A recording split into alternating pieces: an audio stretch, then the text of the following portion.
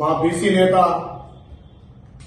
పొన్నం ప్రభాకర్ గారి పైన బీజేపీ నాయకులు కాసాని వెంకటేశ్వర గారు మతి భ్రమించి మాట్లాడుతున్నారు.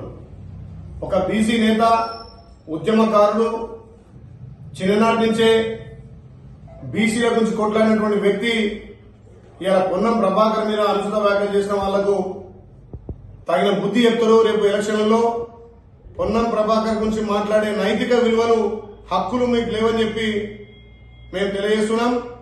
బీజేపీ నాయకులు ఇవాళ కేంద్రంలో అధికారం పోతుందనే అక్కస్తోటి మతి భ్రమించి మాట్లాడుతున్నారు. కాంగ్రెస్ పార్టీ బీసీల గురించి పెద్దపీట వేసింది. కాంగ్రెస్ పార్టీ భారతదేశానికి స్వతంత్రం తెచ్చింది. కాంగ్రెస్ పార్టీ ప్రతి గ్రామంలో ఉపాధి కల్పించింది. ఉపాధి హామీ తెచ్చి ఇలా పేద ప్రజల కోసం ఉపాధి కల్పించిన పార్టీ కాంగ్రెస్ పార్టీ. ఇలా బీసీ కులగణన చేస్తుంది కాంగ్రెస్ పార్టీ. తెలంగాణ ఉద్యమంలో పదవులు ముఖ్యం కాదు, తెలంగాణ ముఖ్యమని చెప్పి పొన్నం ప్రభాకర్ గారు ఢిల్లీలో కొట్లాడిన చరిత్ర మీరు మర్చిపోయిరా?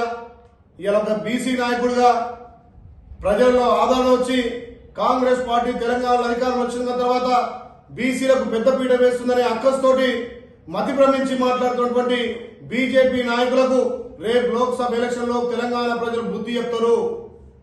పొన్నం ప్రభాకర్ అంటే బీసీ నాయకుడు, బీసీ బ్రాండు.